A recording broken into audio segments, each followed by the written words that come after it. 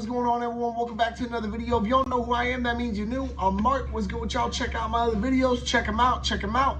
But first, stay on this one. This one's going to be pretty important, right? So there's a lot of controversy that's brought up in the firearm community, whether you're pro 2A, anti 2A, whatever it is, right? And I hear people on both sides say that there's this one thing you need to truly be a responsible firearm owner.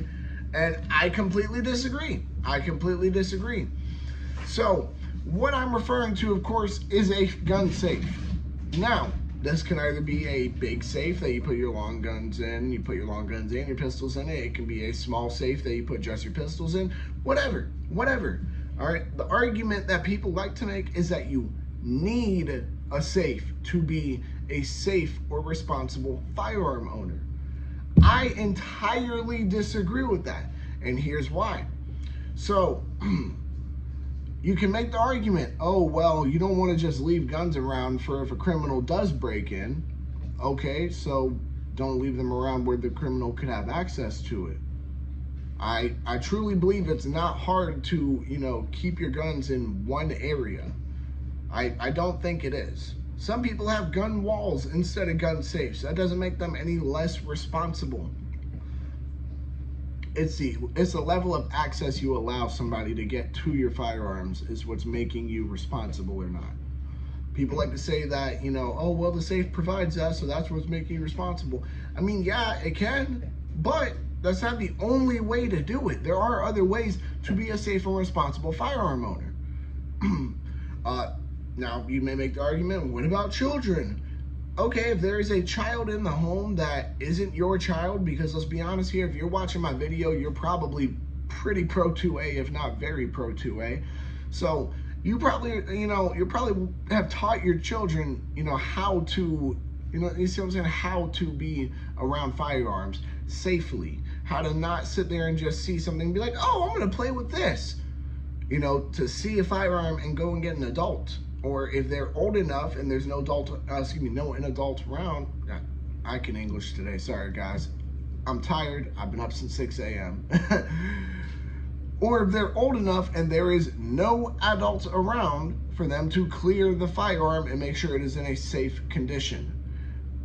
So in the long run, I can tell y'all my opinion right now, it's not gonna change.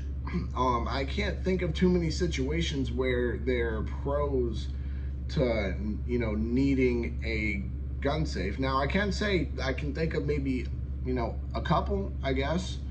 We'll take as a given the security of maybe a key or a password that would allow the access to your firearms. Let's take that out of the equation because that's already given with a safe. That's what a safe is. All right. The only thing I truly see it providing it, other than that, is storage and maybe a certain level of organization. That's about it. Now, of course, I'm not discrediting the fact that a safe can be very helpful, actually is very helpful in preventing, for example, children, criminals, people you don't want to get their hands on your firearms from getting their hands on your firearms. That is 100% true. However, safes can still be broken into. People can still, see the password, steal the key. There's plenty of other things that can still happen regardless. Now, I want everybody to think about this. Let's say someone breaks into your home in the middle of the night. And I'm going to tell you guys right now as a heads up, this one won't be that long of a video, but I do got another video I'm planning on doing tonight. So, win some, you lose some, whatever. This is a winning for y'all. Someone breaks into your home. You wake up, you hear the boom, someone kicked in your door. All right, you don't know how many people are out there. All right, so what's your natural instinct? You're gonna go for your pistol first. You know what I mean? Just to at least assess the situation. If you have to, use deadly force, then use deadly force. I mean, if someone's kicking down your door, chances are you're probably gonna have to use deadly force. I hate to be the person to say it, but that is a truthful matter here. But the entire point I was getting at is, let's say someone kicks down your door, you wake up to it, right? You're going to grab your pistol, But wait, you have to sit there and now unlock a safe, or maybe even if you have a fingerprint safe, you have to put your fingerprint onto the safe, open it, get your firearm. If there's not one in the chamber, you have to put one in the chamber. However, if you're going to keep it in a safe, it's kind of dumb to not have one in the chamber. It just adds an extra level of complication to things. And not to mention, when you are very tired, look, I don't know about you guys, but I've had multiple situations where I am like half awake. I've had whole full-blown conversations I don't remember.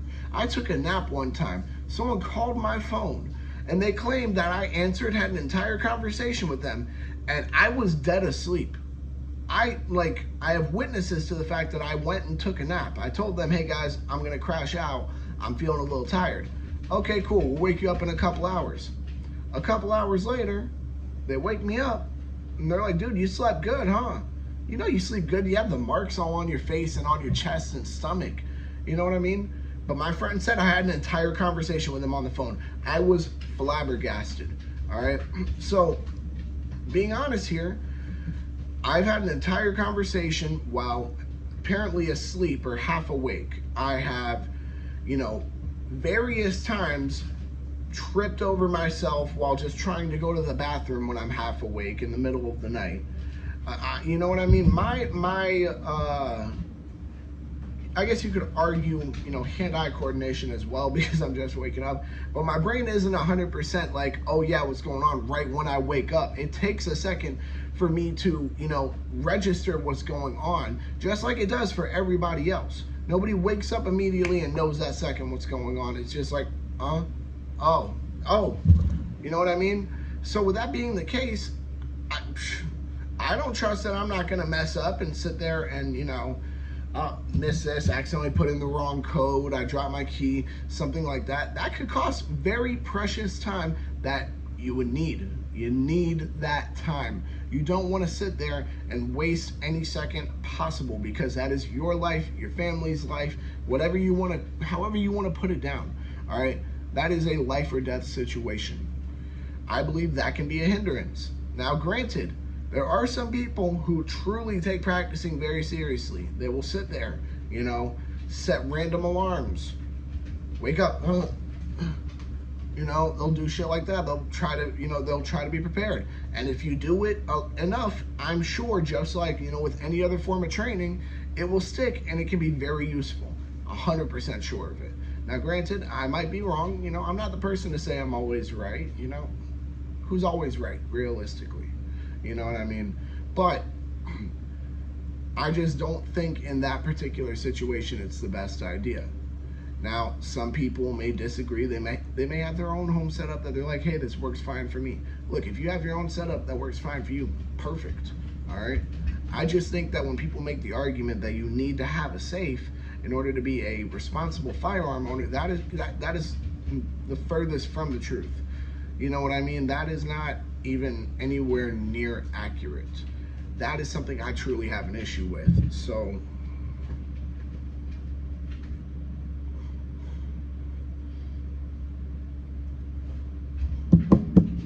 when people make that argument, it feels like a middle finger to those who just say, hey,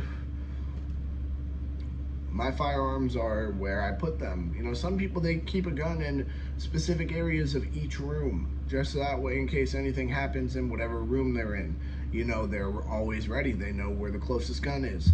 There's so many different factors to it, and you still can't say that these people are truly less responsible unless they're legitimately just being unsafe with them. I don't think not owning a safe is being unsafe. I just think it means that you're gonna have to be a little more careful about where you place your firearms.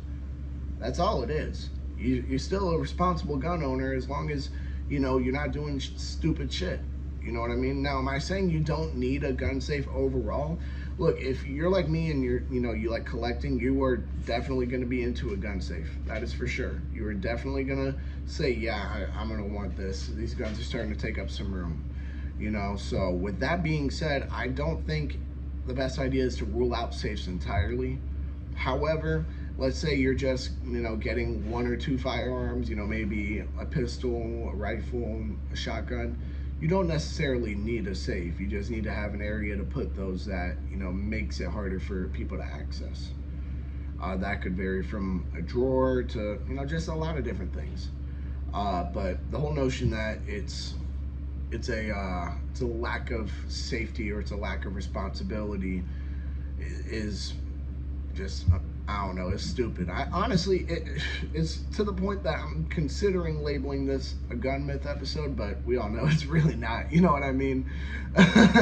But with that being said, I think that about wraps it up for this video. Y'all make sure to like, comment, subscribe, share, hit that bell. When you hit that bell, hit all. And because you're like me, you agree that, hey, you don't need a safe to be a responsible firearm owner.